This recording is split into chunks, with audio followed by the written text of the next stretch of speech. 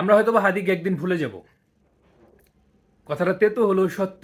আজকে আপনার news feed জুড়ে শুধুমাত্র হাদি হাদি হাদি।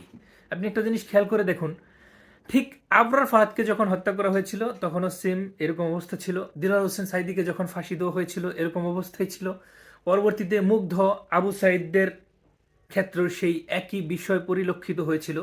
কিন্তু আপনি কি গত 10 দিন, 5 দিন, 15 দিনে একবার খেয়াল করেছেন যে ফেসবুক পোস্টের মধ্যে দেলোয়ার হোসেন সাইদিকে নিয়ে লেখালেখি হচ্ছে, শহীদ আবরার ফাহাদ বা মুগ্ধ বা হচ্ছে আপনার এই আবু সাইদদেরকে নিয়ে লেখালেখি হচ্ছে? হচ্ছে না। কারণ কি, আমরা আসলে দিন শেষে ভুলে যাই। সেম অবস্থা হয়তো বা আমার ভাই শরীফ ওসমান হাদির ক্ষেত্রেও হবে। তবে একটা কথা আমাদের মনে রাখতে হবে যে হাদিরা আসলে বছরে বছরে জন্মায় না। হাদিরা হচ্ছে শতাব্দীর শ্রেষ্ঠ সন্তান। আমি জানি না আসলে বিচার হবে কিনা, সবশেষ আসলে বিচারের দাবি জানিয়েই আমি শেষ করব।